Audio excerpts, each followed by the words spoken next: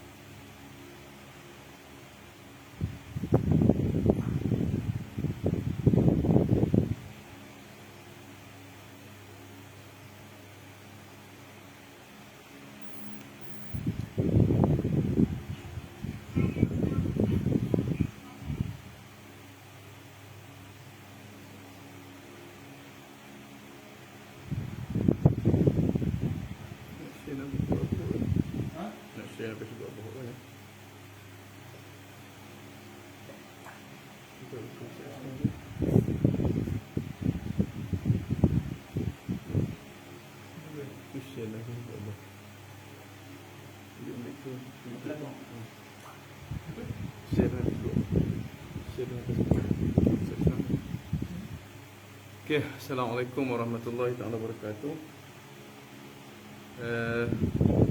Okay, dah ada masuk dah. Hafizi Yusuf, Ustaz Hafizi, ahlan wa sahlan marhab bikum. Rusdi Yusuf, ahlan wa sahlan marhab bikum. Hadir, alhamdulillah. Mana-mana yang masuk tu agak share lah, agak share supaya manfaat perkongsian kita ni menjadi semakin luas, insya-Allah.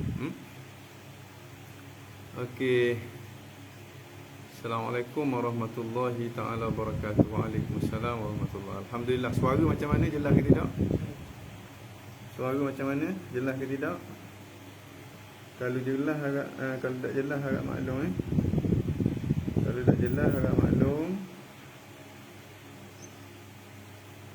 Kalau tak jelas harap maklum. Nampak suara lagi. Jelas, alhamdulillah. Jalasa dengan jelas. Okey, kita mulalah. Jelas Ustaz, alhamdulillah. Faisal Yusuf, ahlan wa sahlan marhab bikum. Kita mula perkongsian kita pada petang ini dengan membaca umul kitab.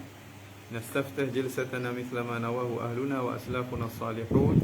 Allah yudkhil niyatina fi niyatihim wa a'malana fi a'malihim wa maqasidana fi maqasidihim wa ala hadhihi niyyah wa fi kulli niyatin salihah min khairati dunya wal akhirah ila hadrati nabiyyina Muhammad sallallahu alaihi wasallam. Al-Fatihah. A'udzu billahi minasyaitonir rajim.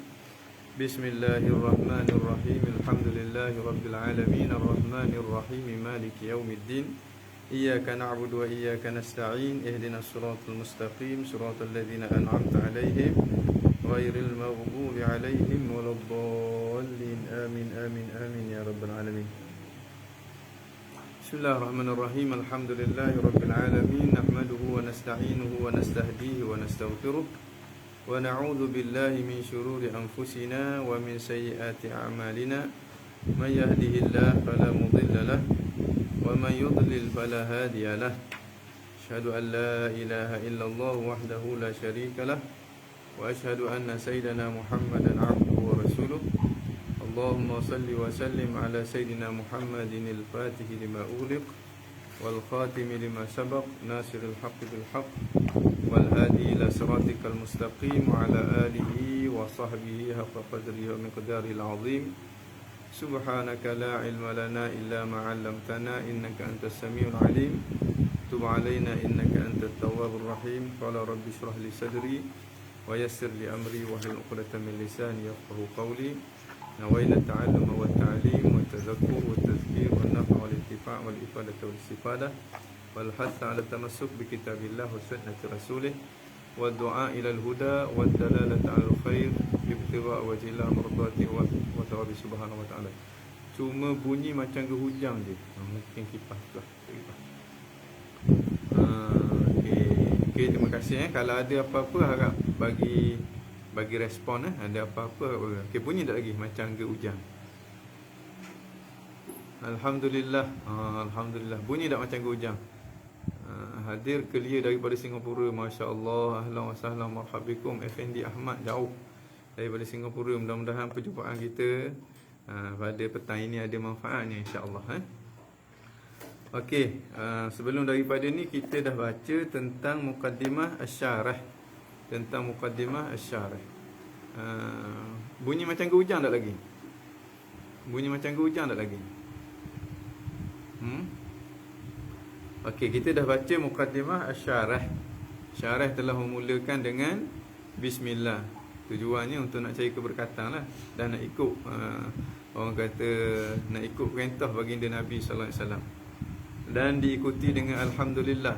Diikuti dengan alhamdulillah. Azam Fikri clear dah Ustaz. Alhamdulillah. Ahlan wa sahlan marhabikum. Ustaz Abdul Rahman, Ustaz Abdul Rahman Al-Muti'i, ahlan wa sahlan marhabikum.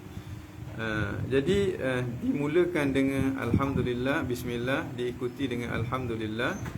Kemudian diikuti dengan penggunaan lafaz amma ba'du. Ini bentuk penulisan ulama-ulama Islam. Bukan kata di negara Arab saja, bahkan metod yang sama diikuti oleh ulama-ulama di alam Melayu kita. Tujuan tak lain tak bukan, tujuannya adalah untuk mendapatkan keberkatan daripada Allah Subhanahu Wa Taala.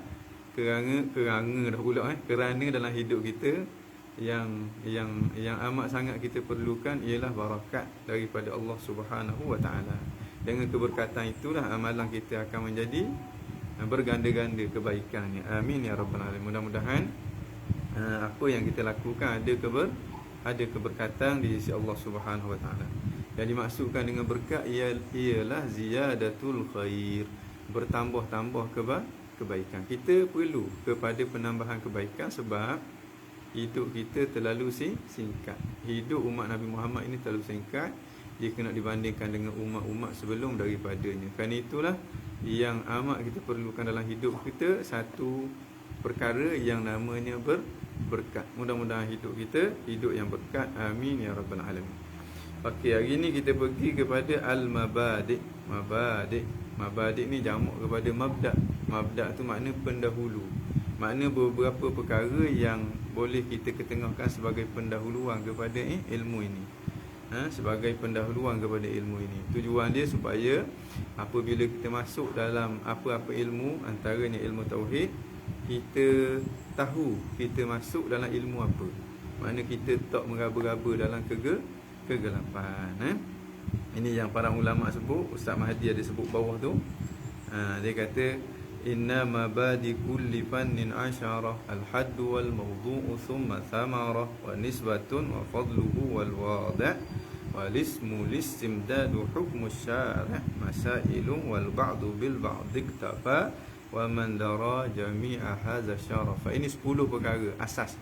10 perkara asas ataupun 10 perkara yang dikira sebagai pendahulu kepada sesuatu ilmu. Barulah kita dapat cerak melek apakah ilmu yang kita nak masuk, dengan harapan supaya bila kita masuk ilmu tadi, kita tak masuk dalam keadaan meraba-raba. Ini belajar dah bergelung dah, tapi tak tahu apa benda faedah belajar ilmu tadi. Tak tahu apa dia nama ilmu tadi. Tak tahu siapakah yang mengasalkan ilmu tadi. Ini orang yang masuk dalam satu ilmu dalam keadaan meraba-raba. Mudah-mudahan kita masuk dalam suatu ilmu dalam keadaan kita cerak dah. Oh, aku nak belajar ilmu ni sebab aku nak benda ni. Objektif aku begini, matlamat aku begini. Nanti aku akan dapat ini. Perbincangan dia tentang ini. Jadi kita jelas. Orang panggil nadkhul ala fannin ala basirah. Kita dapat masuk kepada sesuatu ilmu itu ala basirah, bukan yatakhabbatu fil ashwa, meraba-raba dalam kegelapan. Mabadi. Pertamanya tauhid. Mabadi at-tauhid. Apa makna tauhid? Tauhid maknahu fil lughah al-ilmu bi anna syai' wahid. Tauhid dari segi bahasa, yakin bahawa sesuatu tu satu. Kita yakin bahawa sesuatu tu satu. Makna kita mensatukan sesuatu. Sebab apa? Sebab kita yakin dia satu. Itu makna tauhid. Nuwahiduhu bermakna na'taqid atau na'lam annahu wahid. Kita mentauhidkan dia berarti kita meyakini bahawa dia tu satu. Kerana itu bila sebut tauhid, ni kena kepada perbuatan kita. Tauhid kena kepada perbuatan kita, bukan sifat Allah. Sifat Allah wahdaniyah. Tauhid rububiyah sebagai contohnya. Tauhid uluhiyah tu kena kepada perbuatan kita tu. Dengan makna kita mentauhidkan rububiyah Allah Subhanahu Wa Taala. Kita mentauhidkan uluhiyah Allah Subhanahu Wa Taala. Sebab tauhid makna dia dari sudut bahasa ni al-ilmu, yakin. Kita yakin bi anna syai'a wahid, bahawa sesuatu itu satu. Wa fil istilah, dan pada istilah para ulama lah, ataupun istilah ilmu tauhid. Bila kita kata okey, saya nak belajar ilmu tauhid, ataupun para ulama bila dia kata wajib awak belajar tauhid sebagai contohnya, apa yang dimaksudkan dengan tauhid di situ? Apa yang dimaksudkan dengan tauhid? Wa fil istilah ay istilahil ulama. Tauhid itu ialah ilmun, satu ilmu, satu disiplin. Satu ilmu dengan makna satu disiplin. Yubhathu, yang dibicarakan fihi di dalamnya, an isbatil aqaidi ad-diniyah, yang dibicarakan di dalamnya tentang pengisbatan akidah agama. Akidah ni maksud dia keyakinan. Aqaid jamak kepada akidah, makna dia keyakinan. Apa yang kita yakin? Apa yang kita yakin ni ada hak agama, dengan makna hak wajib kita kena yakin. Kalau kita tak yakin, dosa kita. Ada akidah yang bukan agama. Akidah yang bukan agama, contoh dia, ayah lebih tua daripada anak. So tu benda yang kita yakin tu. Tak ada orang pun ragu bahawa ayah lebih tua daripada anak. Tiba-tiba kalau ada seseorang tu dia kata, biar saya nak kata bahawa ayah lebih muda daripada anak. Kita katalah tak dosa apa yang awak kata gitu. Sebab dia bukan akidah keagamaan. Tetapi orang panggil awak orang yang tak cerdik, orang yang tidak ada akal, sebab awak berlawanan dengan realiti. Jadi ilmu ini ilmu yang membicarakan tentang akidah agama. Bil adillati al-yaqiniyah, dengan dalil-dalil yang bersifat yakin. Makna ilmu yang membicarakan bagaimana kita nak mengisbatkan akidah agama dengan dalil-dalil yang bersifat yakin. Dengan dalil-dalil yang bersifat yakin. Sebab apa? Sebab apa perlu kepada dalil yang bersifat yakin? Sebab apa yang kita bicarakan ini ialah akidah. Akidah tu maknanya keyakinan. Bila keyakinan, dalil yang membawa kepada keyakinan mesti kena yakin juga. Kalau dalil yang membawa kepada keyakinan, dalil yang zanni sebagai contohnya, maka itu tak jadi akidah, itu hanya menjadi zon sahaja. Jadi itu dia ilmu. Dengan makna kita boleh nampak situ, ilmu tauhid ini kalau kita belajar dan kita faham, kita ada kemampuan untuk nak mempertahankan akidah yang kita pegang. Akidah yang kita pegang apa dia? Iaitulah akidah ahli sunnah wal jamaah, yang kita warisi daripada satu generasi secara bersambung hinggalah kepada baginda Nabi SAW. Dengan makna akidah ahli sunnah wal jamaah ini, itulah dia akidah salaf mengikut tradisi yang betul. Bukan shortcut. Ada satu lagi dia kata dia ikut akidah sahabat, tapi shortcut daripada dia kepada sahabat tu. Ini tak tuling lah. Ini tak tuling, dan kemungkinan besar berlaku kesilapan. Sebab apa yang dia faham itu tak semesti apa yang dikehendaki oleh para sahabat, apa yang dikehendaki oleh baginda Nabi. Kita ahli sunnah, apa yang kita faham kita ambil daripada tok guru kita. Tok guru kita tidak reka. Dia ambil daripada tok guru dia.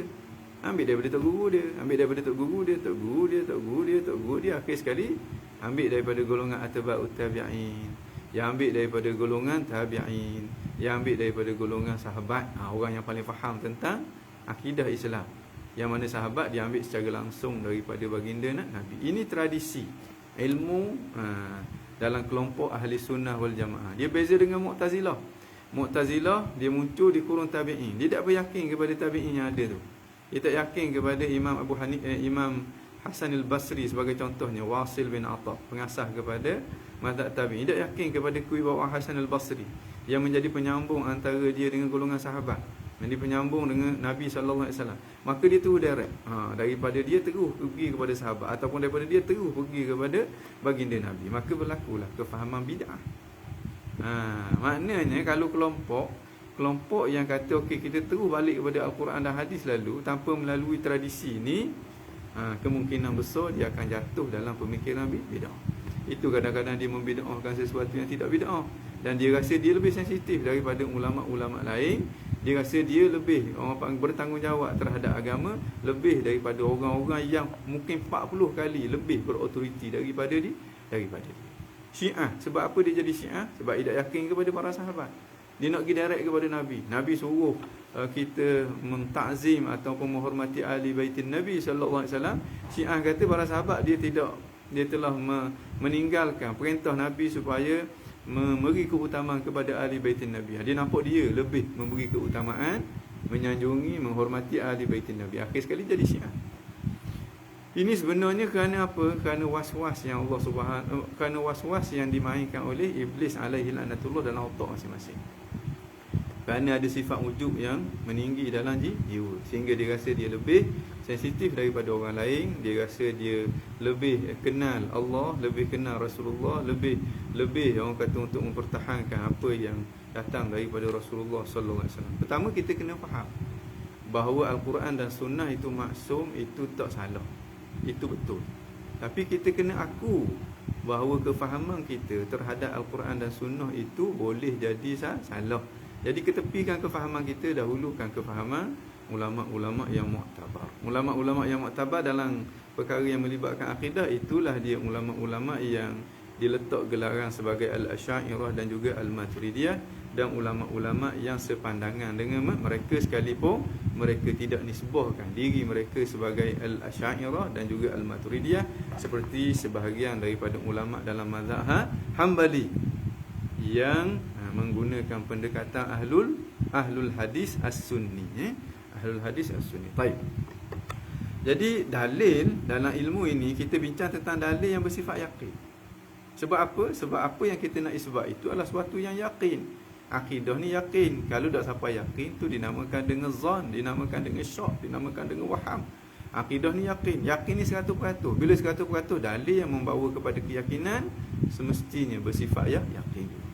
Kalau dalil tu tak yakin, kan itu banyak dalil-dalil yang bukan bersifat yakin tidak diiktimad dalam ilmu akidah. Okey. Wa mawdu'uhu, dan mawdu' dia. Mawdu' dengan makna mawdi'a, apa yang diletak dalam dia. Macam gemakul maknanya ma'ukila, apa yang dimakan, untuk orang panggil makanan. Masyrub maknanya masyuriba, apa yang diminum, itu orang panggil minuman.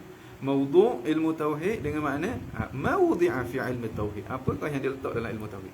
Dengan makna ilmu tauhid itu dia membicarakan ataupun dia perbincangan dia berkisar tentang apa. Perbincangan dia berkisar tentang apa. Ini yang Ustaz Mahdi terjemah sebagai topik perbincangan ilmu tauhid. Okey, kalau nuskah yang Arab halaman 22, kalau nuskah terjemahan Ustaz Mahdi Anwarul Bahiyah halaman 36, boleh guna secara serentak.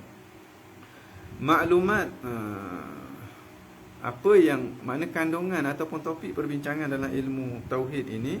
Al-maklumat, iaitulah maklumat. Dalam ilmu mana-mana pun topik dia adalah maklumat, ataupun kita kata apa yang dibahaskan dalam tu adalah maklumat. Daripada maklumat itu membentuk ilmu, satu disiplin ilmu yang tersusun. Makna satu disiplin ilmu ialah susunan maklumat secara sistematik. Itu orang panggil ilmu, tak secara berselerak. Zaman Nabi ada tak ilmu tauhid? Tak ada lagi. Tapi tauhid ada ke tak? Tauhid dah ada dah. Zaman Nabi ada tak ilmu fiqh? Ada lagi. Tapi fiqh itu ada ke tak? Ada dah. Sebab fiqh, tauhid, tafsir, hadis dilihat dari sudut satu disiplin ilmu yang tersusun. Itu kita kena faham.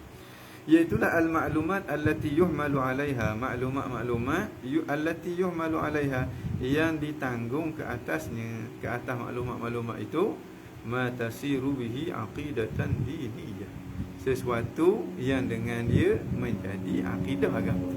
Jadi kita sebut dah, ada akidah agama, ada akidah yang bukan agama. Akidah ni makna keyakinan kita.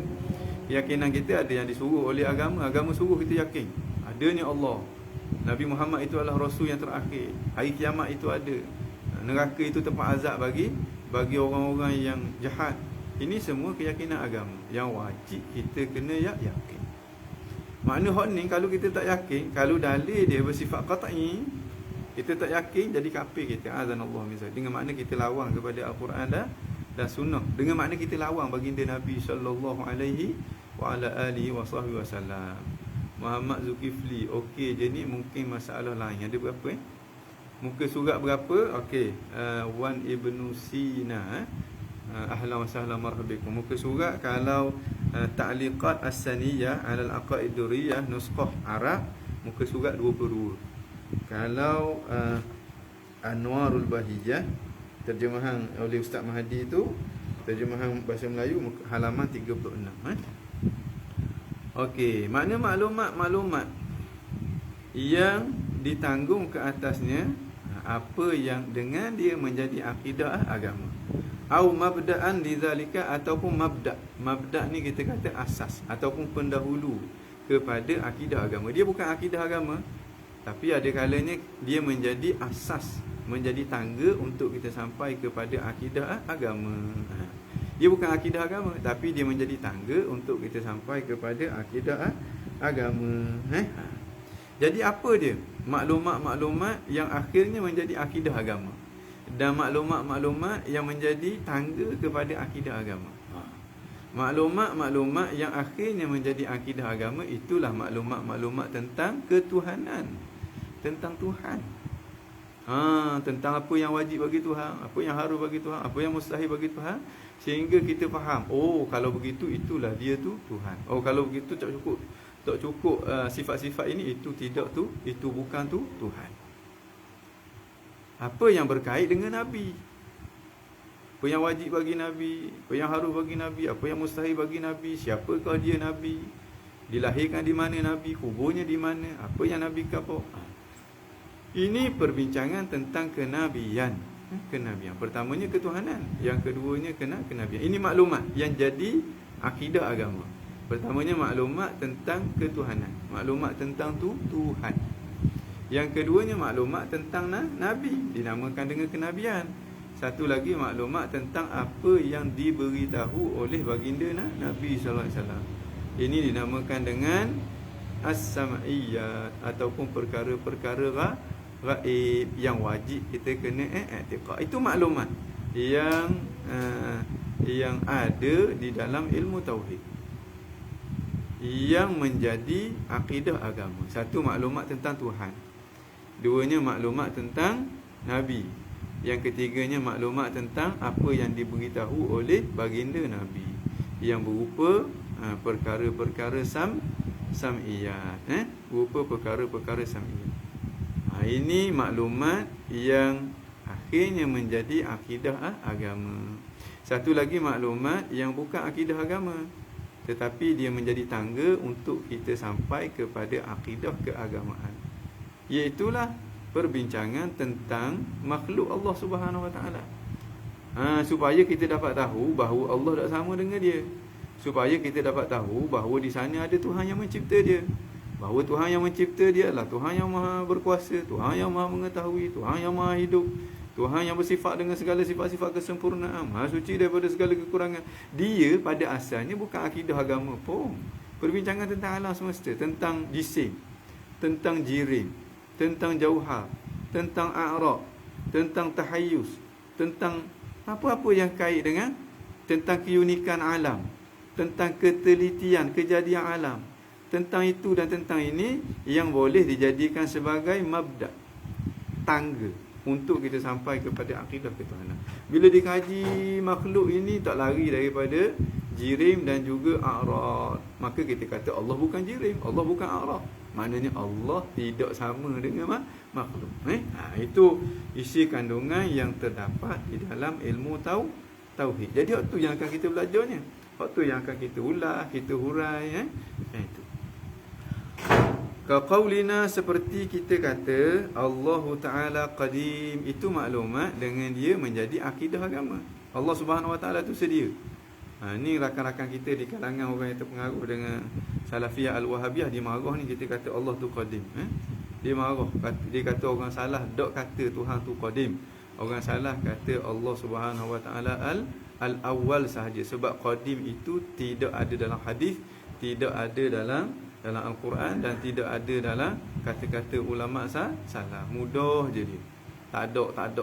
Itu ayat yang paling mudah sekali. Nak kabari bahawa qadim ini telah, lafaz qadim itu telah diguna oleh Imam Ahmad bin Hanbal. Orang kata imam kepada golongan ahlul hadis, yang mana orang Salafiyah Al-Wahabiyah menisbahkan fahaman mereka kepada mereka itu. Imam Ahmad bin Hanbal sebut Allah Subhanahu Wa Ta'ala itu qadim, Allah Subhanahu Wa Ta'ala itu sedia. Imam Ahmad guna lafaz, siapa yang kata Allah Subhanahu Wa Ta'ala itu jisim, maka dia adalah golongan mujassimah, musyabbihah. Sebelum daripada Imam Ahmad bin Hanbal turut digunakan oleh Imam Syafi'i. Sebelum Imam Syafi'i digunakan oleh Imam Abu Hanifah. Imam Abu Hanifah dalam kitab Fiqhul Akbar, cuba tengok situ, dia menggunakan lafaz Al-Qadim dinisbahkan kepada Allah Subhanahu Wa Ta'ala. Dan kalau kita baca kitab Aqidah At-Tahawiyah yang menjadi rujukan utama, bukan rujukan utama, yang biasanya kalau orang Salafiyah Wahabiyah, antara kitab yang dia pegangnya ialah kitab Aqidah Tahawiyah. Cuba tengok awal-awal lagi dah Imam Tahawi sebut annahu qadim, annahu qadimun bila ibtida, daimun bila intiha. Disebut dalam Aqidah Tahawiyah. Qadimun bila ibtida, Allah itu qadim, Allah itu sedia, bila ibtida, tanpa ada mula.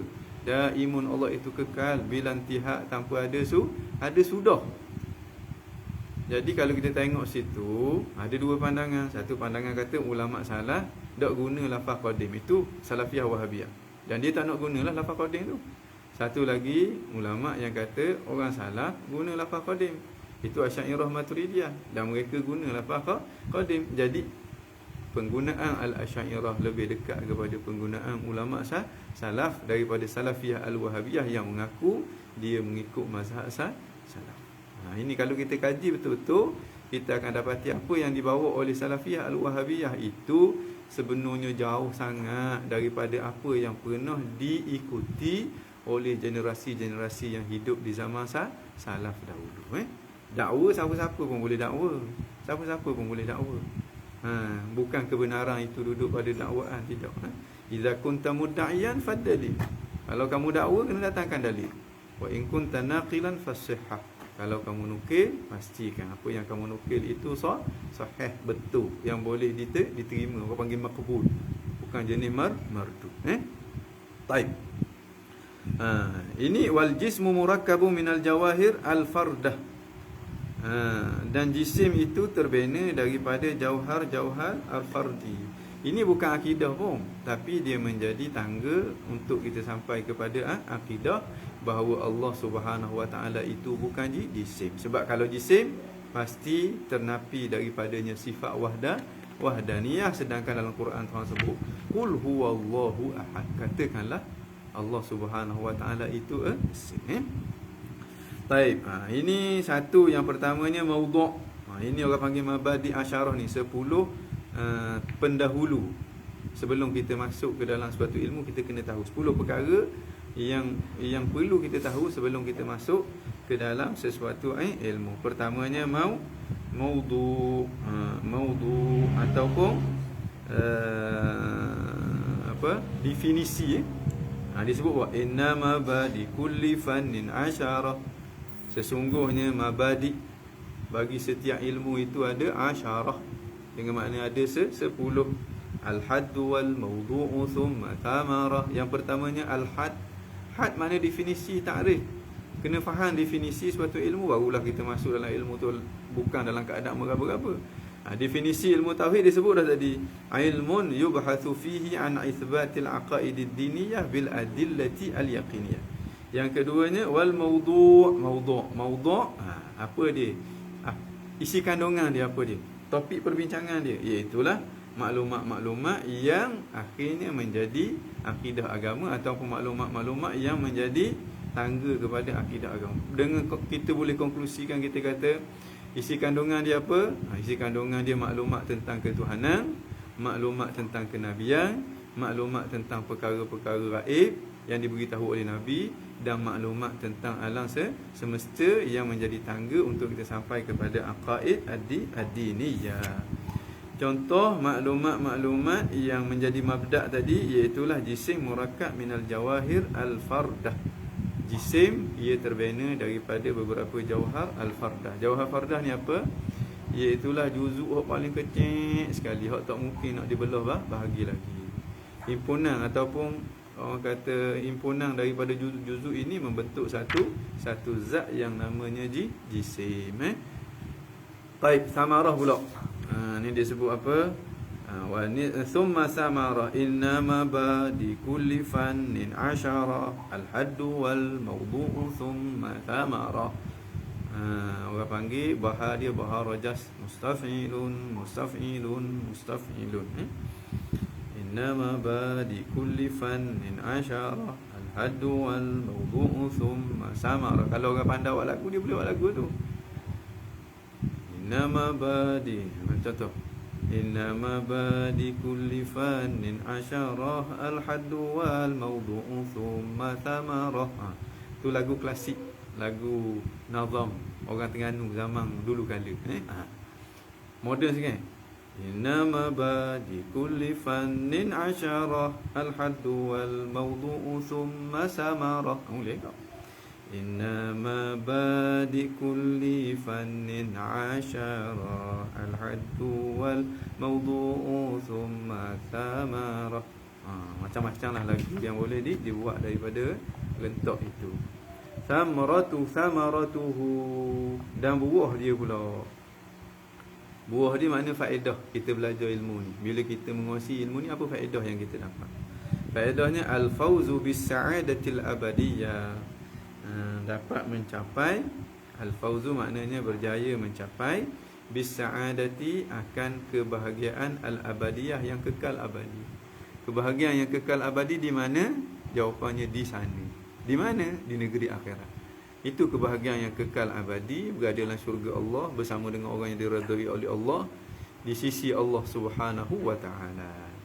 Itu orang panggil tempat kembalinya kita manusia. Sepatutnya kita kembali situ. Sepatutnya kita kena kembali ke situ. Ke mana? Ke syurga Allah.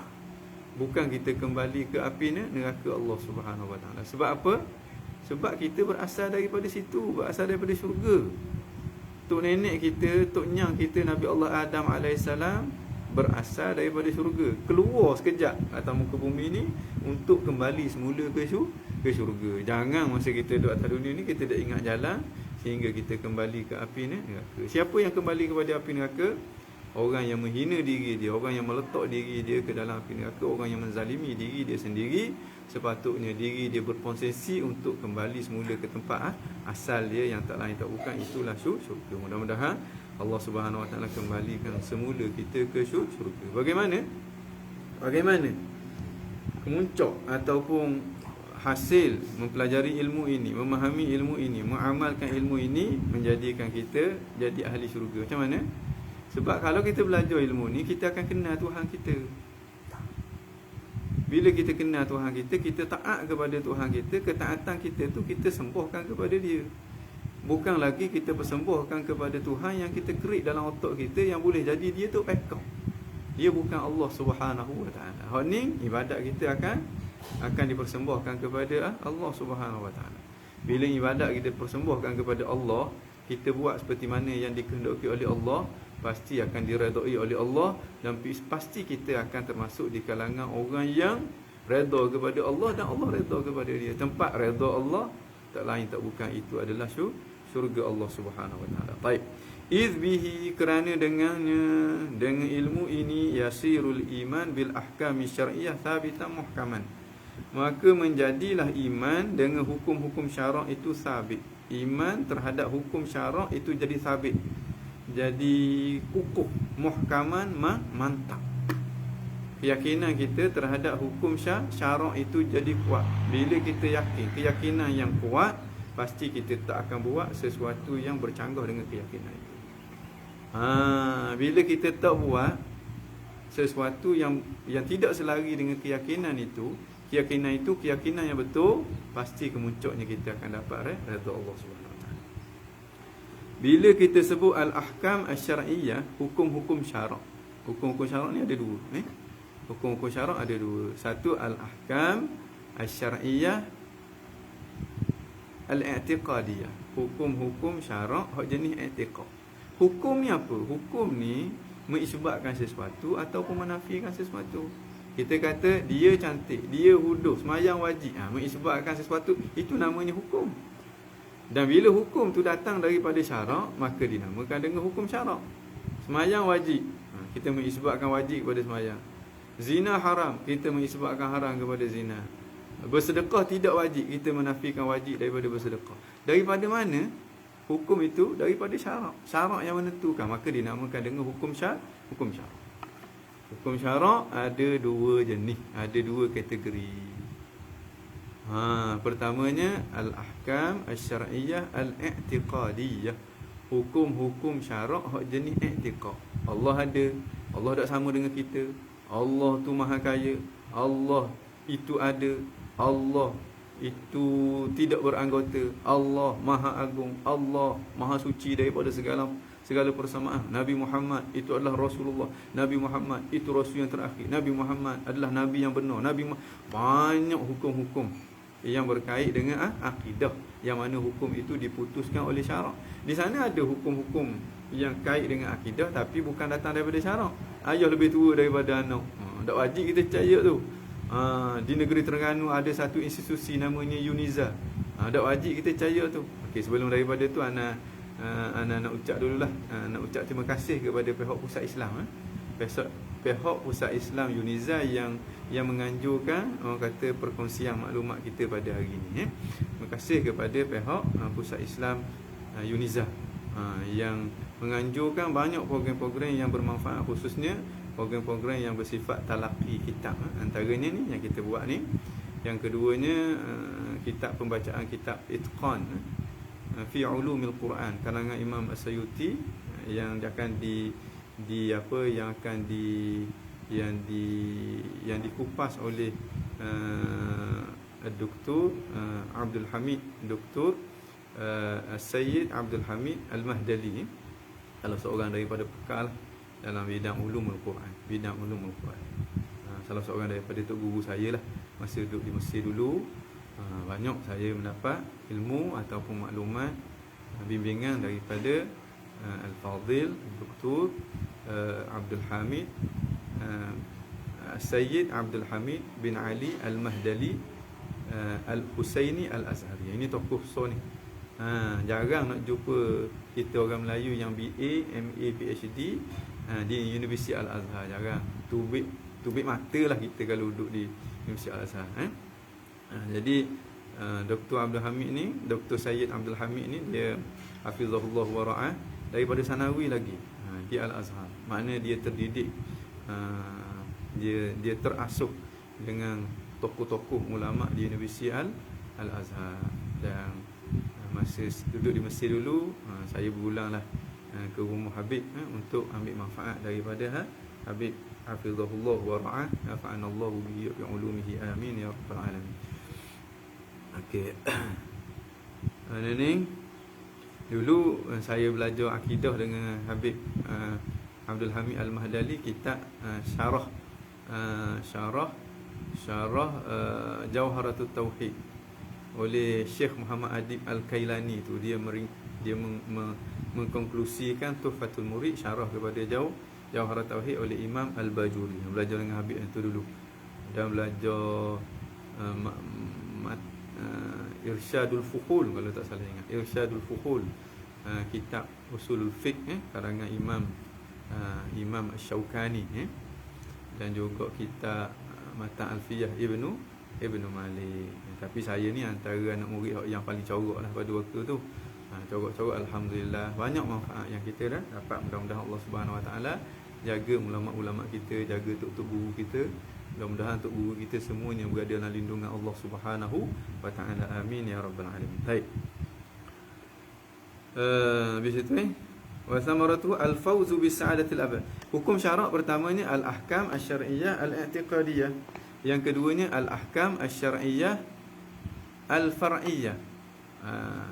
Hukum syarak hak jenis furu'. Hukum syarak jenis furu'. Al-amaliyah yang jenis amal, jenis orang panggil perbuatan manusia. Jenis buat macam sembahyang, puasa, haji, zakat dan sebagainya. Sembahyang, puasa wajib. Puasa sunat. Orang kata mencuri haram. Ini orang panggil hukum-hukum syarak. Siapa yang menentukan hukum tu? Syarak yang menentukan hukum. Bukan otak kita yang menentukan hukum. Baik dan buruk adalah sesuatu yang diputuskan oleh syarak, baik dan buruk. Bukan apa yang diputuskan oleh akal kita, baik ataupun buruk. Jadi al-ahkam asy-syar'iyyah al-amaliyah ini ada dua pula. Satu al-ahkam asy-syar'iyyah amaliyah yang zahirah. Hukum-hukum amali yang zahir, yang boleh kita tengok, yang menjadi amalan kepada anggota kita. Ini orang panggil hukum-hukum fiqh.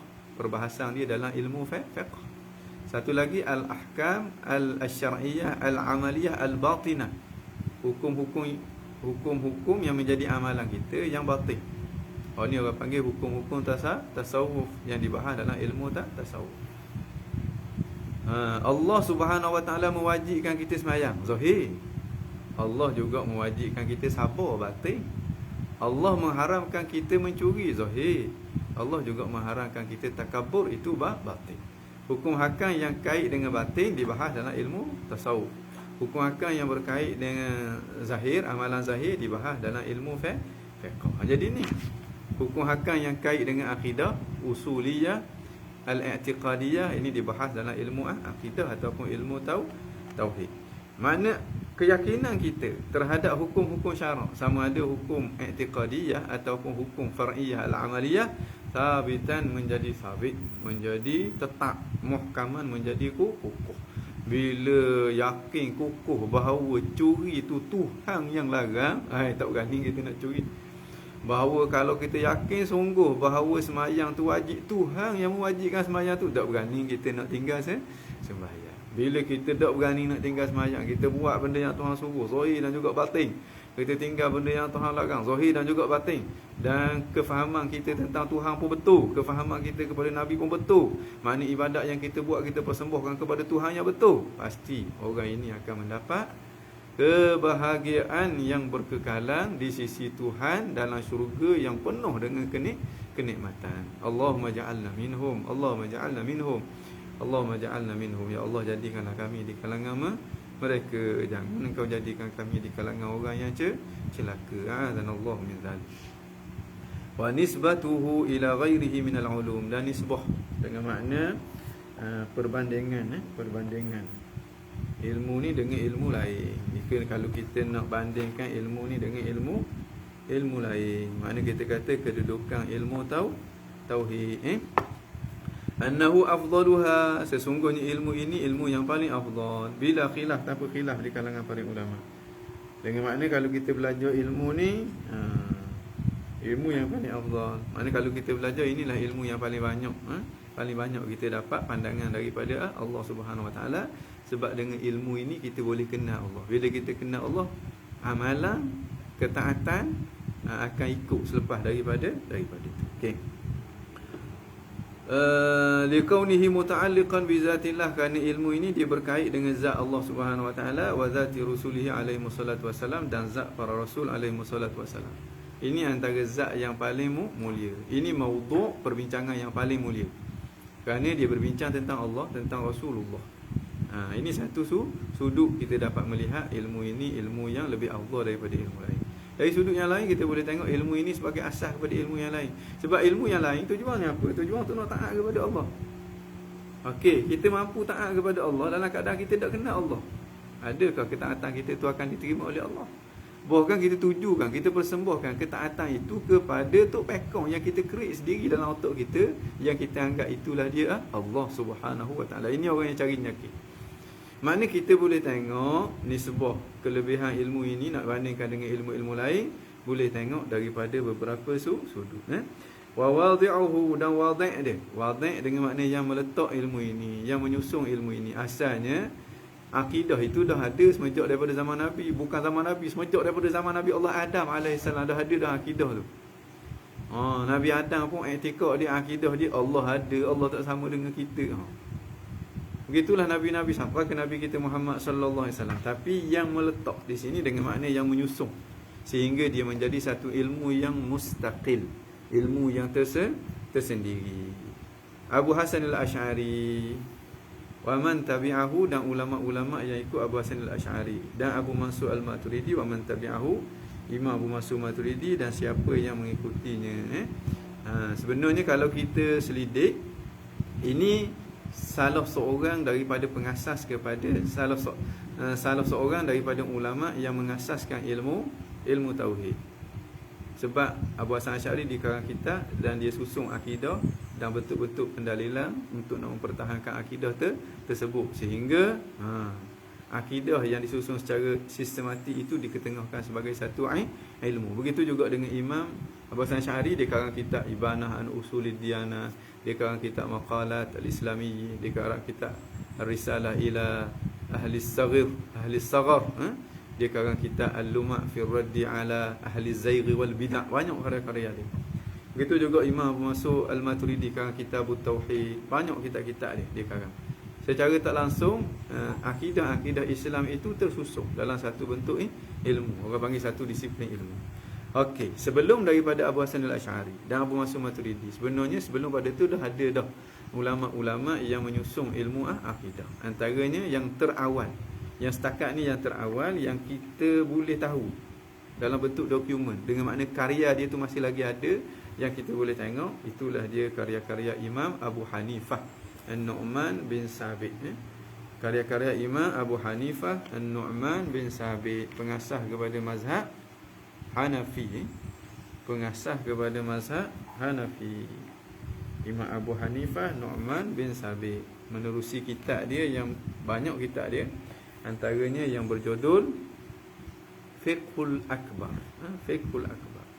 Abu Hanifah dia bagi fiqh itu, kefahaman tentang agama tu kepada dua. Satu fiqhul akbar, satu lagi fiqh biasa. Fiqhul akbar itu kefahaman tentang akidah. Fiqh biasa itu kefahaman tentang fiqh dan juga tasawuf. Dia bagi dua begitu. Imam Abu Hanifah ni awal lah. Imam Abu Hanifah beranak tahun 70 Hijrah, meninggal tahun 150 Hijrah. Makna Imam Abu Hanifah dia sempat dengan beberapa orang para sahabat Nabi, antaranya Sayyidina Anas, sebab Sayyidina Anas umur dia tu tua, diriwayatkan 150 kalau tak silap, baru dia meninggal tua. Jadi Imam Abu Hanifah sempat dengan Sayyidina Anas 120 ke berapa tak ingat dah, tapi antara sahabat yang tua lah. Dan ayah dia Nu'man itu, Nu'man ini sempat dengan Sayyidina Ali karramallahu wajhah. Sempat dengan Sayyidina Ali karramallahu wajhah. Dan toki dia nama Az-Zuti. Zuti nama toki dia. Zuti ni orang Parsi, orang yang ada keturunan Parsi. Ini salah seorang daripada kalangan tabi'in. Min kubari tabi'in lah Zuti ni. Dia masuk Islam masa zaman pemerintahan Sayyidina Umar bin Al-Khattab radhiyallahu taala anhu. Jadi lepas pemerintahan Sayyidina Umar, zaman pemerintahan Sayyidina Ali, ayah kepada Imam Abu Hanifah yang namanya Sabit, dia pernah jumpa. Dia kata aku pernah jumpa dengan Sayyidina Ali. Masa tu Sayyidina Ali dah meningkat umur dah, dan dia waktu tu dia kata masih lagi budak-budak. Waktu tu Sayyidina Ali doa kepada dia. Sayyidina Ali kata, ya Allah berkatikanlah dia ni dan berkatilah zuriat-zuriat dia. Cucu kepada Imam Abu Hanifah, nama Syekh Ismail bin Hamad bin Abi Hanifah, cucu dia acak kali dia ulang peristiwa ni. Dia cerita tentang peristiwa ni dan dia kata, aku amat mengharap-harapkan bahawa doa Sayyidina Ali ni mustajab di sisi Allah Subhanahu Wa Taala, dan keberkatan itu melimpah sehingga kepada seluruh zuriat kami. Ni cara orang-orang zaman dulu, betapa tinggi nilai doa daripada kalangan para sahabat, daripada kalangan tabi'in, daripada kalangan ahlillah pada pandangan mereka. Mana hak yang didoakan tok nyang dia, cici dia masih lagi mengharapkan doa yang sama itu juga melimpah kepada dia.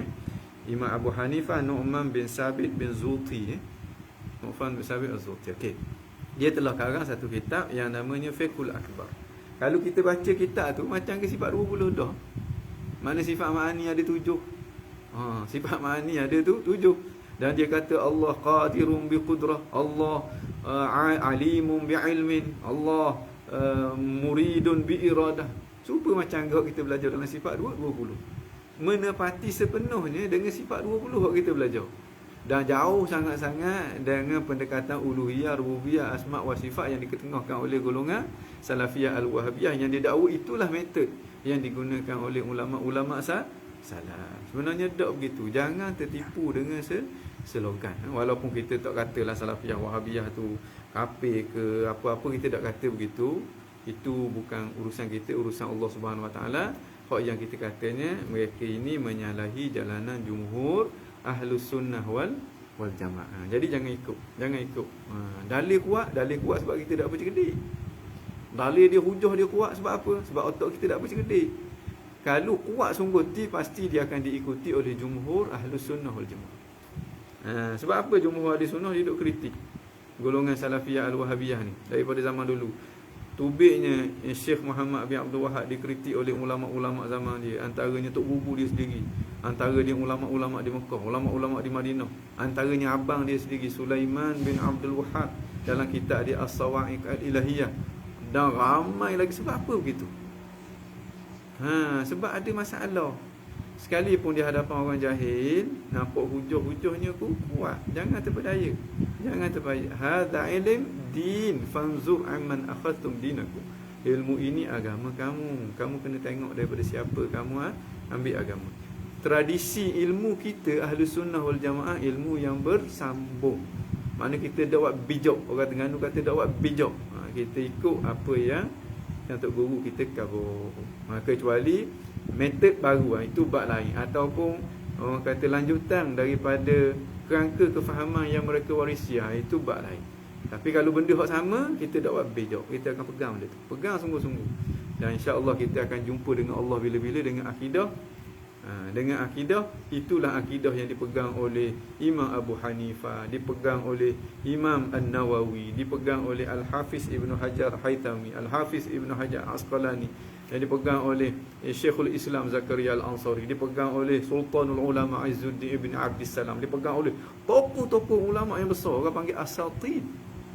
Dalam konteks alam Melayu dipegang oleh Tok Kupalo, dipegang oleh Tok Kutu Amsar, dipegang oleh Syekh Daud Patani, dipegang oleh Syekh Qadir Bukit Bayah, dipegang oleh Syekh Duyung.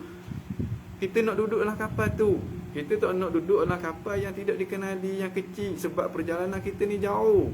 Laut itu gelombangnya besar. Silat-silat gajah kita akan karang. Hak ni kalau kita karang pun tak ada masalah dah.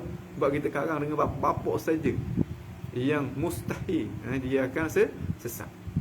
Nabi kata idza raaitum ikhtilafan, apabila engkau melihat perselisihan, fa'alaikum bisawadil a'zam, kamu kena ikut sawad hitam yang paling besar. Itulah dia majoriti para ulama. Dalam konteks akidah majoritinya Asy'ariyah dengan Maturidiyah, dan ulama-ulama yang sama akidah dia dengan Asy'ariyah dan Maturidiyah. Di kalangan ulama-ulama hadis, di kalangan ulama-ulama tasawuf, di kalangan ulama-ulama yang lain. Dia tak kira lah dia mengaku dia Asy'ariyah ke tidak, itu tak penting. Hak pentingnya akidah dia sama dengan akidah yang dibawa oleh jumhur Ahli Sunnah wal Jamaah. Pendekatan berbeza tak apa. Hak yang penting akidah jangan beza. Ahli hadis as-sunni, ahli kalam as-sunni, ahli wujdan wal kasyaf ataupun ahli tasawuf as-sunni, akidah dia sama. Semua kata Tuhan tak bertepat. Jadi janganlah duk pilih hak kata Tuhan tu bertepat.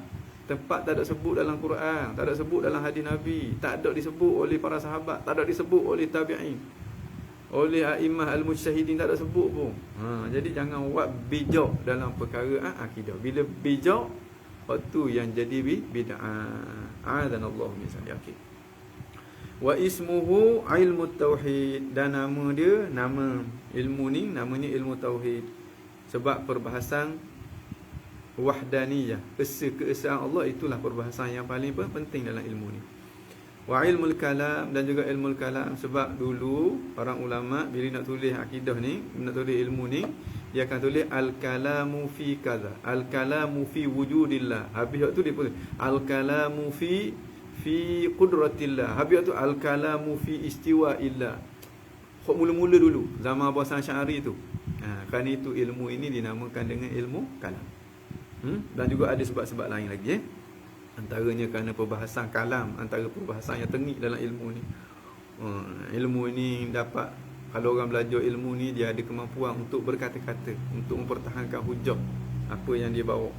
Wa ilmu usuluddin, dan dinamakan dengan ilmu usuluddin, ilmu dasar-dasar agama. Banyak lagi ilmu dia. Antara ilmu yang banyak nama ini ilmu akidah, ilmu tauhid, ilmu kalam, fiqhul akbar, ilmu an-nazar wal istidlal, ilmu usuluddin, ilmu banyak, lebih kurang dalam 7-8 nama ilmu ni. Istimdaduhu, dia datang daripada mana sumber dia apa? Sumber ilmu ni min adillatin naqliyah, daripada dalil-dalil naqliyah, dalil naqli yang bersifat yakin. Makna naqliyah qat'iyah, dan dalil aqliyah yang qat'iyah, dalil akal yang bersifat yakin. Dalil naqal ada yang dalalah dia bersifat yakin, ada yang dalalah dia bersifat zannul ghalib. Begitu juga dalil akal, ada yang dalalah dia yang bersifat yakin, ada yang dalalah dia bersifat zannul ghalib. Tapi kebiasaan peristilahan para ulama, bila dalil yang bersifat yakin disebut sebagai dalil akal, bila dalil yang bersifat zan disebut sebagai dalil naqal. Itu hanya peristilahan sahaja. Wa hukmu syara' fihi, dan hukum syarak padanya. Hukum syarak padanya pada ilmu ini, belajar ilmu ni, hukum dia guna. Anna ma'rifatahu, bahawa sungguhnya makrifat, mengetahui ilmu ini, fardu ain ala kulli mukallafin, ke atas setiap mukallaf. Sekira-kira kita dapat kenal Allah, sekira-kira kita dapat tahu akidah yang wajib kita kena i'tiqad tentang Allah, akidah yang wajib kita kena i'tiqad tentang Rasulullah, akidah yang wajib kita kena i'tiqad tentang apa yang diberitahu oleh Rasulullah sallallahu alaihi wasallam daripada perkara-perkara gaib yang diistilahkan oleh para ulama sebagai perkara-perkara sam'iyat. Walau bi adillatin ijmaliyah, sekalipun dengan dalil yang bersifat umum, bukan dalil yang bersifat perinci. Dalil yang bersifat umum ni dalil yang kita tak mampu nak hurai. Kita nampak tapi tak mampu nak hurai. Orang tanya, nampak tak anak bulang? Nampak. Awak nampak sendiri? Nampak sendiri. Yakin? Dah, cuba jelas kau sikit, nampak kok mana, jalan dia ke mana, dah reti nak urang. Tu orang panggil ijmaliyah tu. Yakin tak Allah Subhanahu Wa Taala ada? Mana bukti dia? Buktinya alam semesta ni. Dah, sebab apa alam semesta? Apa benda kaitan dengan adanya Allah? Kita dah reti nak urang. Dia nampak dah adanya Allah, sebab alam semesta ni adalah ciptaan Allah. Tak mungkin ada ciptaan tanpa ada pencipta, tapi tak mampu, tak reti nak kabur gitu. Itu orang panggil dalil ijmali, dalil yang bersifat ilmu. Ka'an ya'rif wujudahu ta'ala bikaunihi khaliqan lil alam. Seperti dia dapat tahu akan adanya Allah Subhanahu Wa Taala, kerana Allah Subhanahu Wa Taala itu pencipta kepada alam. Wa ammal adillah at-tafsiliyah, adapun dalil yang bersifat tafsil, bersifat terperinci. Mana bukti Allah tu ada? Alam semesta ini. Apa sebab alam semesta ini jadi bukti adanya Allah? Alam semesta ini baharu. Apa makna baharu? Baharu maknanya asalnya tak ada, jadi ada. Dah benda kaitan dengan Allah Subhanahu Wa Taala, kaitannya Allah yang mengadakan dia. Dia dapat ulas Ini orang panggil dalil tafsiliyah, allati yaqdiru biha, yang seseorang itu mampu dengannya, dengan dalil yang bersifat tafsili tadi, ala daf'i syubahi, untuk menolak kekeliruan yang ditimbulkan oleh kumpulan-kumpulan sesat, yang ditimbulkan oleh ahli-ahli bid'ah. Macam dia kata Tuhan bertempat lah. Dia kata Tuhan bertempat. Mustahil dia kata. Tuhan tu ada tanpa tempat. Sebab apa? Sebab mustahil Tuhan tu berada dalam alam, menjadikan Tuhan tu lebih kecil daripada alam. Jadi semestinya Tuhan tu berada di luar alam. Di luar alam itulah satu tempat yang lebih tinggi daripada arasy, di ruang kosong. Di situ adanya Tuhan. Kita pun ya Allah, ini satu logik juga gini, kita pun berperuk dak aku belajar Tuhan tak bertepat. Kalau ni kata Tuhan bertepat, nampak kau belah. Itu dia dah berpenyakit. Jadi waktu tu dia perlu kepada dalil yang bersifat tafsir. Dia kena belajar tentang jisim apa dia, tentang jiring apa dia. Hak yang kata dak di dalam mesti di luar, mustahil Tuhan di dalam, mesti Tuhan di luar alam. Hak ni sebab dia faham Tuhan tu macam jiring. Tuhan tu sesuatu yang mengambil ruang. Hak gitu memang dia sungguhlah. Mesti berada di luar alam, tidak berada dalam alam. Sedangkan ulama salaf, antaranya Imam At-Tabari kata, siapa yang kata Tuhan berada dalam alam ataupun orang yang kata Tuhan berada di luar alam, maka dia adalah mubtadi', dia adalah mujassim. Imam Tabari kata gitu kan, menunjukkan apa yang difahami oleh salaf bukan seperti mana yang difahami oleh salaf. Jadi itu kita kena belajar ilmu ni secara terperinci, baru kita nampak jawapan mudahnya, penyelesaian mudahnya. Kita kata hak dalam ataupun luar, ini sifat bagi jirim. Allah bukan jirim. Macam kita kata apa, hak laki ataupun puang itu sifat kepada manusia. Handphone kita tu bukan manusia, laki pun tidak, puang pun tidak dia. Allah bukan jirim, maka di dalam alam pun tidak, di luar alam pun tidak. Jadi kita kena ada dalil yang bersifat tafsili sehingga otak kita betul pula, sehingga kita nampak apa yang dibawa oleh salafun salih, itulah akidah yang betul, yang logik, yang diambil daripada baginda Nabi sallallahu alaihi wa ala alihi wa sahbihi wa baraka wasallam. Maka kita ilmu ini sampai ke tahap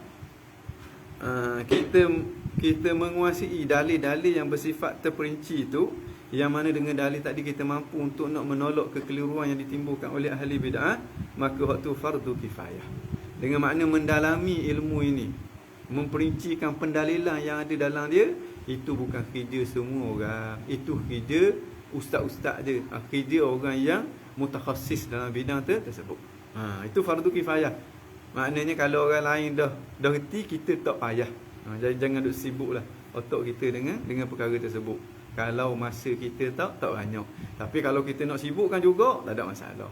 Silakan. Tapi mungkin dia akan mengganggu ataupun dia akan mengambil masa kita yang sepatutnya kita nak guna untuk perkara-perkara lah lain. Tapi kalau orang yang mutakhassis dalam bidang itu, memang itu dah kerja dia, siang malam pagi petang.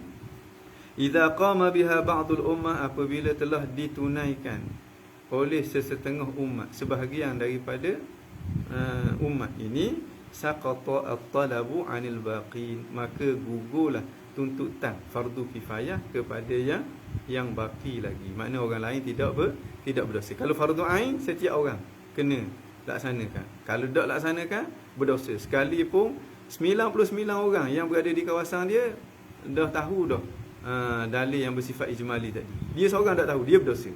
Tapi yang fardu kifayah, kalau ada seorang yang tahu, dia tak perlu belajar lagi dah. Tapi kalau dia belajar, itu satu kelebihan. Dan tak perlu kita memaksa orang awam untuk belajar sampai ke tahap itu. Imam Ghazali kata, wa in kana hadzal ilm fi din illa an ishtighala bihi laysat laysa li'ammatin nas bal li khassatihim. Imam Ghazali kata, sekalipun ilmu ini, ilmu hak siapa peringkat kita boleh tolak kekeliruan tu yang ditimbulkan oleh ahli bid'ah, sekalipun ilmu ini, ilmu akidah ni amat penting dalam agama kita, akan tetapi bersibuk-sibuk dengan dia, habiskan masa membahaskan perbincangan dia yang halus-halus tu, laisat li'ammatin nas, bukan untuk semua manusia, bal li khassatihim, bukan untuk orang-orang yang khusus sahaja di kalangan mereka. Okey. Masailuhu maknanya kita kata perbincangan dalam ilmu tauhid, iaitu qadayahu, iaitulah statement dia, statement yang ada dalam ilmu tauhid, al-bahithah, yang membahaskan an salasati asya', tentang tiga perkara. Pertamanya ilahiyat, tentang ketuhanan. Ilahiyat tentang ketuhanan. Ada qada yang wajib kita tahu.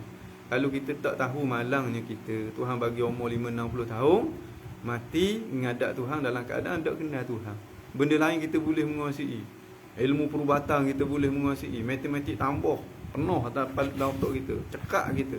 Boleh jadi jurutera itu, jadi ini, jadi itu. Ilmu tentang nak kenal Tuhan tak boleh. Allahu Akbar. Sedangkan itulah ilmu yang mana kita dicipta oleh Allah Subhanahu Wa Taala untuk ni. Alangkah rugi. Ilmu tu nak kenal Tuhan, dia peringkat fardu ain tu tak banyak, sikit je. Maknanya kalau kita buat khusyuk, boleh sehari selesai masalah yang fardu ain tu. Sehari insya-Allah cukup. Kalau tak cukup pun tambah sehari lagi. InsyaAllah akan cukup hak mana hak fardu ain. Apa yang wajib bagi Allah, apa yang harus bagi Allah, apa yang mustahil bagi Allah Subhanahu Wa Taala, sehingga ada satu kerangka dalam pemikiran kita tentang Tuhan. Kalau canggah dengar tu, itu bukan Tuhan. Marilah kata-kata siapa-siapa pun, dia ada protection dari segi pemahaman kita, maka kita tak tersalah tentang Tuhan. Sekalipun banyak benda yang kita tak tahu, tapi tersalahnya tidak. Sebab dah ada pelindung yang berupa ilmu fardu ain tentang Tuhan. Ilahiyat wa hiya ma tata'allaqu bil ilah, iaitu sesuatu yang berkait dengan Tuhan. Dari sudut mana? Bukan tentang hakikat Tuhan. Belajar ilmu tauhid sifat 20 ni bukan untuk nak kenal hakikat Tuhan. Mana kalau orang kata belajar ni nak kenal hakikat Tuhan, tu dia salah jalan tu. Begitu kena sedarkan dia, bahaya mu ni. Mu lalu ikut jalan yang tidak ada jalan. Mu duk langgar dinding batu. Akhir sekali hancur jasad kamu. Mana kalau berusaha untuk nak faham tentang hakikat Tuhan, ada dua. Memang tak akan sampai ke hakikat Tuhan, dan ada dua kemudaratan. Sama ada kemudaratan pada dunia kita, otak kita putuh orang dia, jadi gila. Ataupun kemudaratan di negeri akhirat kita. Kita kata itu Tuhan, sedangkan itu bukan Tuhan. Jadi kafir. A'adzanallahu min zalik. Jadi belajar tentang Tuhan bukan nak belajar tentang hakikat Tuhan, tapi belajar tentang apa yang wajib, apa yang harus dan apa yang mustahil bagi Tuhan, sebagaimana yang diberitahu oleh Allah dalam Al-Quran, seperti mana yang diberitahu oleh baginda Rasulullah dalam hadis baginda sallallahu alaihi wa ala alihi wa sahbihi wa baraka wa sallam. Okey. Apa yang wajib, apa yang harus dan apa yang mustahil. Jangan buat bijak dalam ilmu tauhid. Said Abdul Mati, betul tak tu? Jangan buat bijak. Kalau buat bijak itu akan jadi bid'ah, akan jadi bid'ah. Kalau kita buat bijak, dia akan jadi bid'ah. Okey. Yang keduanya, nubuwat ni tentang nabi yang membawa risalah itu kepada kita, yang memperkenalkan Tuhan kepada kita, tentang nabi. Aspek yang perlu kita kena tahu dalam ilmu tauhid ini tentang nabi, wahiyya ma tata'allaqu bil anbiya, iaitulah sesuatu yang berkait dengan para nabi. Dari sudut mana? Dari sudut mimma yajibu lahum, apa yang wajib bagi nabi. Selama mana nama dia nabi, dia wajib benda tu. Apa yang mustahil bagi dia dan apa yang harus bagi dia. Berkenaan dengan sejarah dia, itu tak dibahas dalam ilmu akidah. Itu dibahas dalam ilmu sirah. Berkenaan dengan rupa parah dia, itu tidak dibahas dalam ilmu akidah. Dibahas dalam ilmu syama'il Muhammadiyah, tentang apa yang Rasul perintah, tu tak bahas dalam ilmu akidah. Dibahas dalam ilmu tasawuf ataupun ilmu fiqh. Wasam'iyat, yang ketiganya sam'iyat, tentang perkara-perkara yang jenis dengar. Orang panggil perkara-perkara gaib yang tak mungkin akal kita nak capai, akal kita nak sampai kepada dia, melainkan slow ke? Tak dengar suara? Tak dengar suara anak ke? Kurang jelas. Suara jadi slow. Sebab apa? Sebab apa suara jadi slow? Dengar je cuma pelan sikit. Ini dengar lagi. Dengar lagi. Jelas tak lagi? Okey. Yang ketiganya sam'iyat, wa hiya ma dalla 'alaiha an-naqlu faqat. Iaitulah sesuatu yang menunjuk kepadanya oleh naqal. Naqal ni oleh Al-Quran, hadis dan juga ijma' para ulama. Wala madkhal lil aqli fiha, yang mana akal kita tidak ada apa? Tidak ada ruang untuk sampai kepadanya kalau tidak diberitahu oleh Al-Quran, hadis dan tidak tidak diberitahu oleh baginda Nabi sallallahu alaihi wasallam. Kal hasyri, seperti al-hasyri. Hasyri ni maknanya kebangkitan semula. Tak jelas sebab apa saya pun tak tahu ni sebab apa ni. Tak jelas. Maaf ustaz, suara slow juga. Nak buat apa ni? Nak buat apa ni? Tak reti dah saya ni. Tak apalah, kita nak habis dah ni. Kita nak habis dah ni. Nak ejah gitu ni pun lewat sangat dah. Kan masuk garis pula. Okey. Okey, saya cuba cakap kuat. Saya cakap kuat.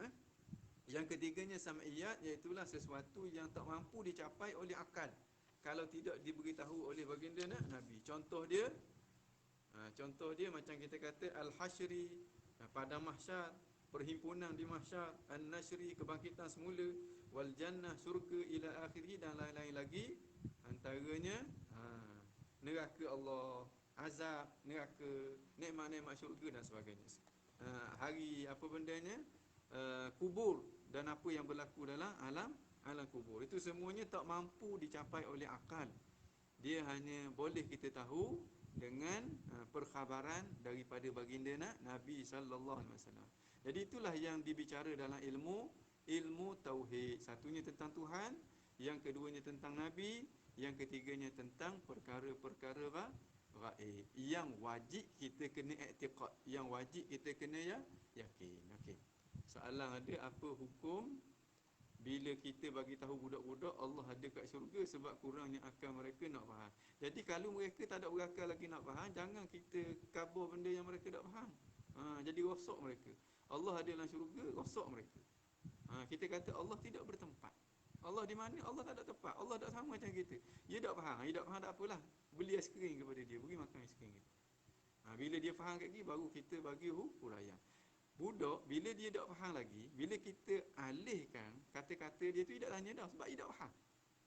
Kalau dia faham, kalau dia tanya lagi, itu menunjukkan dia faham, dan kita bagilah penjelasan kepada dia. Jangan kita buat bijak, kita kata Allah ada atas langit, Allah ada dalam syurga, Allah ada. Hadza, daripada awal kita kena tanam akidah yang betul kepada mereka.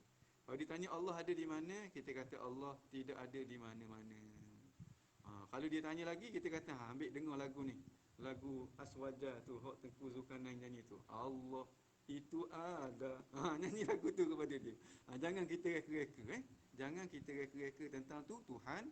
Budak-budak lebih utama untuk kita tanamkan kepada dia akidah yang betul. Sebab bila kita tanam akidah yang salah, dia seumpama kita pahat pada batu, dia akan kekal dalam tempoh yang lama. Mungkin dia mati bila-bila dengan akidah tu. A'adzanallahu min zalik. Okey.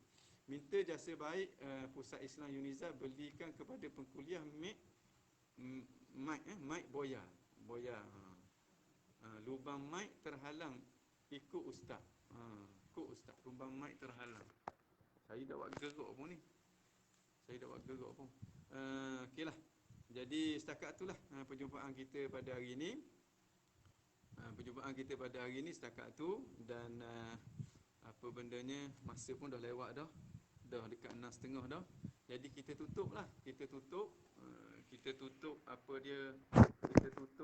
kita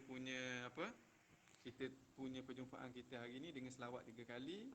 Dan kalau boleh kita usahakan untuk kita berselawat sebanyak 300 kali. 300 kali sehari. Kita sembang saja pun kita boleh sembang 2-3 jam sehari. Bukan tak boleh untuk kita berselawat kepada baginda Nabi 300 kali, yang mungkin hanya makan masa 15 minit saja. Ini kita selawat sama-sama 3 kali. Innallaha wa malaikatahu yusalluna 'alan nabi. يا أيها الذين آمنوا صلوا عليه وسلموا تسليما اللهم صل على سيدنا محمد النبي الأمي وعلى آله وصحبه وسلم اللهم صل على سيدنا محمد النبي الأمي وعلى آله وصحبه وسلم اللهم صل على سيدنا محمد النبي الأمي وعلى آله صحبه وسلم ربنا انفعنا بما علمتنا رب علمنا الذي ينفعنا رب فقنا وفقه لنا وقرابة لنا في ديننا مع أهل قتر أنثى وذكر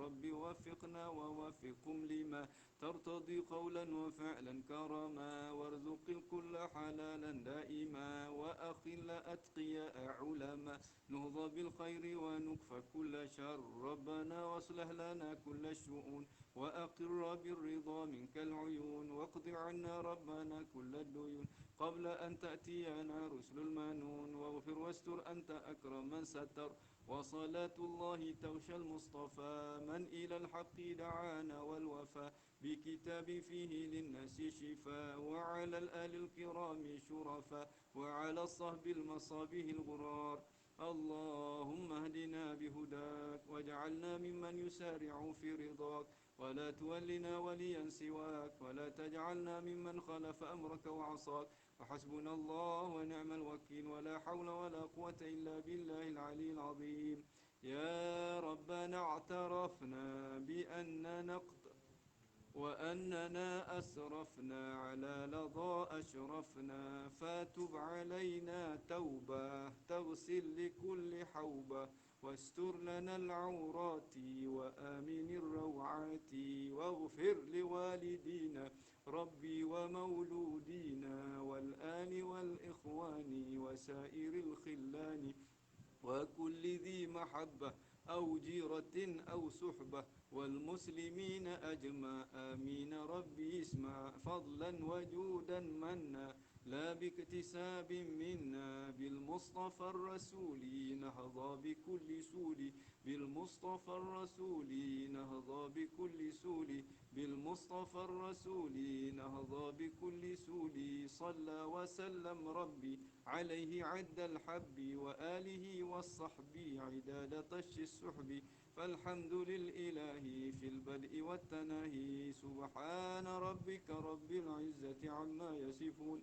وسلام على المرسلين والحمد لله رب العالمين في كل لحظة أبدا عدد خلقه ورضا نفسه وزنة عرشه ومداد كلماته الفاتحة بنية القبول وتمام كل سؤل ومأمول وصلاح شأن ظاهرا وباطنا في الدين والدنيا والآخرة دافعة لكل شر جالبة لكل خير لنا ولوالدنا وعلى نية أن الله ينور قلوبنا وقوالبنا مع الهدى والتقى والعفاف والغنى والموت على دين الإسلام والإيمان بلا محنة ولا امتحان بحق سيد ولد عدنان وعلى نية أن الله يدفع عنا البلاء والغلاء والوباء والفحشاء والمحن ما ظهر منها وما بطن وعلى نية الإهداء إلى أرواح والدينا ووالديكم وأمواتنا أمواتكم وأموات المسلمين أجمعين أن الله يتغشاهم بالرحمة والمغفرة ويسكنهم الجنة ويختم لنا ولكم بالحسنى وإلى حضرة نبينا محمد صلى الله عليه وآله وسلم الفاتحة أعوذ بالله من الشيطان الرجيم الحمد لله رب العالمين الرحمن الرحيم مالك يوم الدين إياك نعبد وإياك نستعين صراط المستقيم صراط الذين أنعمت غير المغضوب عليهم ولا الضالين آمين آمين آمين ya rabbal alamin taqabbalallahu minkum dan kita tutup majlis kita dengan tasbih kafarah dan surah al-asr